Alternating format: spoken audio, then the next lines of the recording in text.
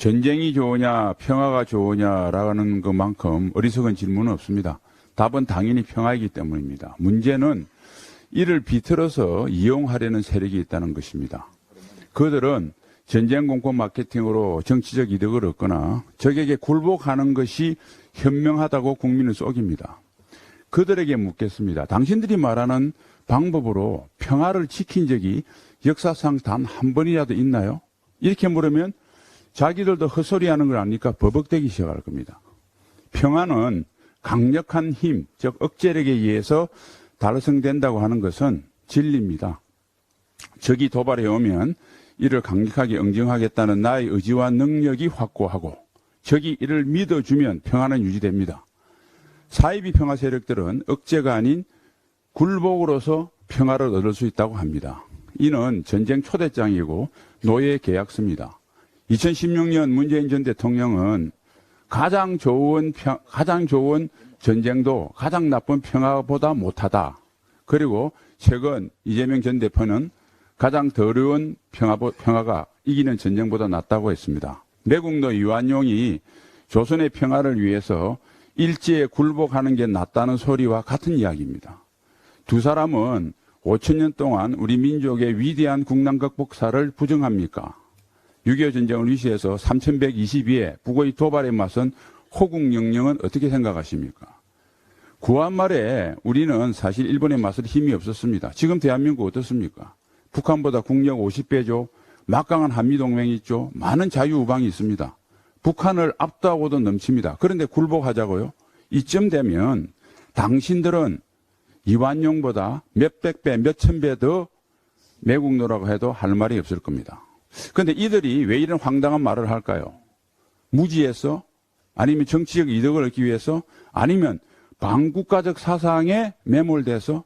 그것도 아니면 적에게 약점 잡혀서? 국민들께서 판단하시려고 믿습니다. 끝으로 우리 윤석열 정부가 추구하는 평화는 더럽고 나쁘고 그리고 인류 역사상 덧보잡 가짜 평화가 아닙니다.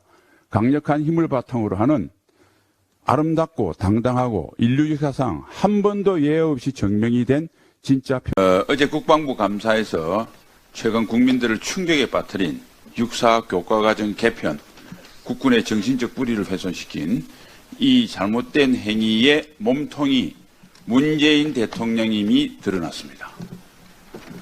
육사는 최근 보도된 바와 같이 2019년 생도들부터 6.25 전쟁, 북한 이해, 군사 전략 이 세 과목을 필수 과목에서 선택으로 바꾸는 바람에 70%의 생도들이 이 교육을 받지 못하고 졸업합니다. 그 내용은 국민들께서 잘 알고 계실 겁니다. 그 과목들이 어떠한 의미를 가졌는지는 제가 굳이 설명을 하지 않으셔도 과목 제목만 들어도 아실 겁니다. 특히 6.25 전쟁을 중고등학교에 이어서 호국 간성의 요람 육사에서도 삭제하려고 했다. 정말 상상이 되지 않습니다. 예컨대 미국에서 북군이 이겨서 기분 나쁘다고 남부 출신 대통령이나 국방부 수뇌부가 웨스트 포인트에 남북 전쟁 가르치지 말라라는 것과 다를 바가 뭐가 있겠습니까? 사건의 진상은 이렇습니다. 문재인 대통령이 취임한 100일쯤 되는 2017년 8월 28일 문재인 대통령은 국방부 초도 업무보고를 받습니다. 그 자리에서 육사 교과과정 개편을 공식적으로 지시했습니다. 이것은 어제 제가 국정감사에서 국방부 장관에게 질의해서 확인한 사항입니다. 제가 그것도 물었습니다. 역대 대한민국 대통령 중에서 육군사관학교 고가 과목을 이렇게 가르치라 저렇게 가르치라 지시한 대통령이 있느냐? 없다고 이야기했습니다. 장관께서. 저도 없다고 알고 있습니다. 51년도 이승만 대통령에 의해서 창설된 게 육군사관학교고 그 뒤로 여러분 잘 아신 바와 같이 육군사관학교 출신 대통령 3명을 배출했습니다. 40년이죠. 그 40년 동안 그분들은 육사에 대한 애정이 없으셨는지 한 번도 교과과정 개편 지시 안 했습니다. 앞으로도 과연 군을 저렇게 사랑하고 육사를 사랑하는 문재인 대통령 같은 분이 다시 나올까 상상이 되지 않습니다. 그분이 군을 사랑했는지 다른 특정 목적을 갖고 있었는지는 앞으로 밝혀내야 될 숙제입니다. 문재인 대통령의 지시에 따라서 2017년 12월에 국가 육사 교과과정 개편 TF가 만들어집니다. 그리고 1년 만에 2018년 12월에 개편안이 완료돼서 육군 총장과 장관에게 보고를 합니다. 그 1년 동안 육군 총장, 육사교장, 육사교수부장, 그 밑에 교수들이 문재인 대통령에게 충성을 하기 위해서 마구잡이로 개편에 정말 칼을 휘두릅니다. 그리고 2018년 12월에 장관 보고가 끝나고 난 뒤 상식적으로 보면 문재인 대통령 지시기 때문에 문재인 대통령에게 복명을 했을 것 같은데 그거는 제가 물어보니까 아직 장관이 확인을 못했다고 합니다. 저한테 자료를 제출하라고 했습니다. 그리고 2019년부터 시행된 겁니다. 저는 왜 문재인 대통령이 몸통이냐면 이런 엄청난 사건을 할 수 있는 몸통은 두 가지 조건을 겸비해야 됩니다.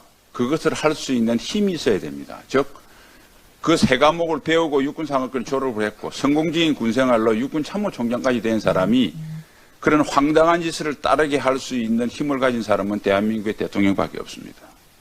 그 다음에 동기를 가져야 됩니다.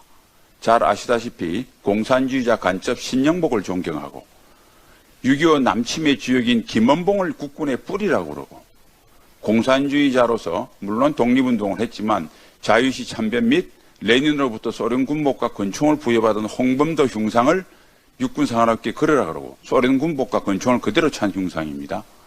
주적을 없애고 제가 이야기를 들지 않더라도 공개적으로 노출된 문재인 대통령이 국군을 어떻게 만들고자 한 것들은 다 드러났습니다.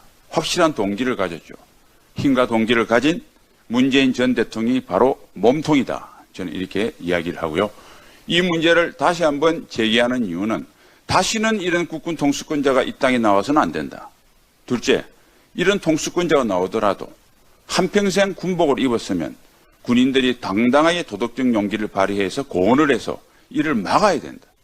이 두 가지를 위해서 이 사건의 진상은 철저히 파헤쳐지고 관련자는 책임을 받아야 됩니다. 민주당의 전매 특허인 책임 떠넘기기입니다. 왜냐하면 민주당 문재인 정부가 우리 윤석열 정부처럼 노력했다면 사업계획서 제출 1년 만에 즉 2020년 전반기에는 완료할 수 있었기 때문입니다. 마지막으로 주민 반대 때문에 안 됐다고 그럽니다. 그러면 앞으로 아무리 중요한 국적사업도 주민이 반대하면 손 놓고 있어야 됩니까? 윤석열 정부가 1년 만에 한 것을 문재인 정부는 5년 동안 뭐 했습니까? 자기들이 무능하다고 광고합니까?